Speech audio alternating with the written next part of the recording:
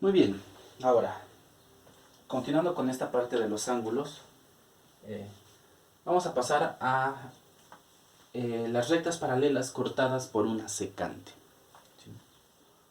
Entonces, tenemos la definición que, dadas las rectas R1, este simbolito de las dos rayitas, ¿no? Quiere decir que son paralelas a R2, ¿no? R1, las rectas R1 y R2 que son paralelas, y S una secante, se forman los siguientes ángulos. Bueno, entonces tenemos aquí el diagrama de lo que nos expresa el enunciado.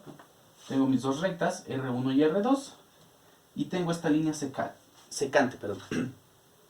Esta línea secante quiere decir que está atravesando a las rectas paralelas, ¿sí? Se le llama secante porque está tocando en dos puntos, ¿no? En este caso, un punto está en cada una de estas dos rectas. Entonces, al formar estas rectas, perdón, estos ángulos, ¿no? Tenemos que se forman aquí 4 en la primera intersección y 4 en la segunda intersección. Los he numerado únicamente para saber cuáles son, ¿no? Ángulo 1, ángulo 2, ángulo 3, ángulo 4, ángulo 5, ángulo 6, ángulo 7 y ángulo 8. Entonces, lo primero que podemos notar con estos ángulos que se forman es que los ángulos formados en la intersección de la recta 1 son iguales a los ángulos formados en la intersección de la recta 2. ¿Sí?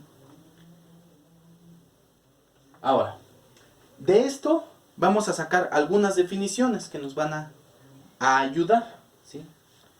La primera de ellas es la que llamamos ángulos opuestos por el vértice.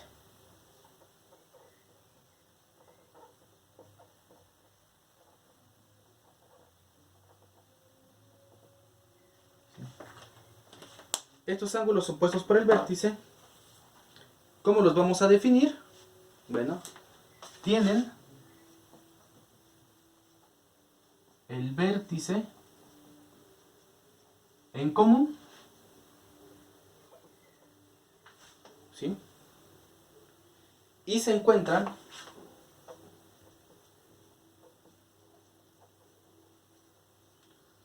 uno enfrente del otro.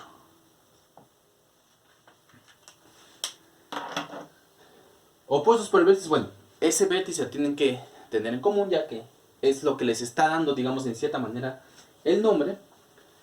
Lo que vamos a entender por opuestos va a ser esta parte, ¿no? Uno se encuentra enfrente del otro. Esa es nuestra idea de opuesto.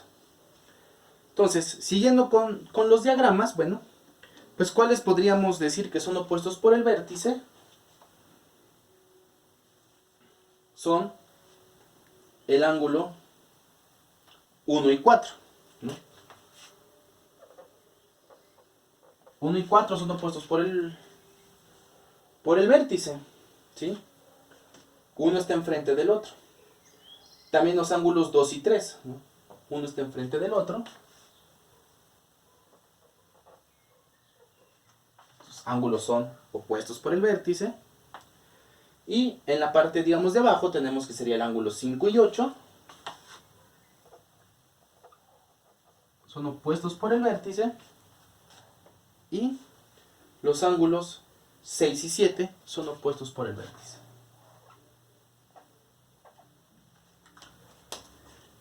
Entonces, esas, digamos, esas primeras que podemos encontrar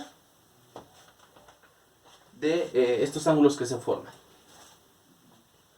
Tenemos ahora también los ángulos alternos, internos. ¿Cómo los vamos a definir? Como son ángulos internos no adyacentes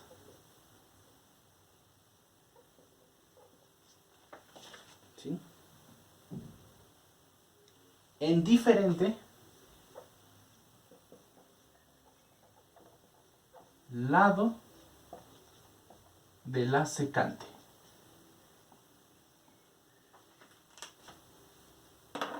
Entonces vamos a ver qué nos quiere decir esta definición. Ángulos internos, bueno, quiere decir que están ambos, digamos, dentro de lo que vienen siendo las rectas paralelas, ¿no? O sea, en este caso, los ángulos que se encuentran aquí.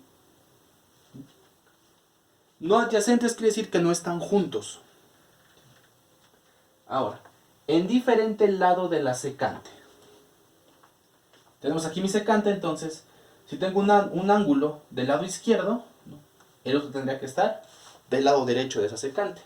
A eso nos hace referencia la palabra alternos, que se encuentran en distinto lado de esa recta secante. Entonces, ¿qué ángulos podemos decir que son alternos internos? Bueno, el ángulo 3 es un ángulo interno. El otro ángulo que podríamos decir que es interno, que no sea adyacente, por ejemplo el ángulo 4 es adyacente, ¿sí?, sería el ángulo 5 y el ángulo 6. ¿Sí? Entonces, tiene que estar en diferente lado de la secante, vendría siendo el ángulo 6.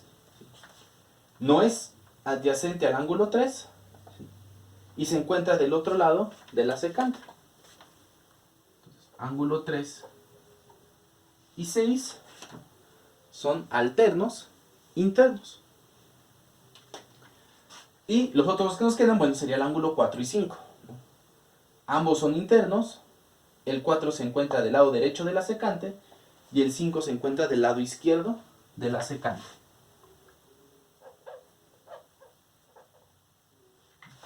Entonces son mis dos pares de ángulos alternos internos, ¿sí? El ángulo 3 con el ángulo 6 y el ángulo 4 con el ángulo 5. Entonces, ahorita en el siguiente video continuamos con estas definiciones, ¿sí?, de los ángulos que se forman dentro de este concepto de las rectas paralelas cortadas por una secante.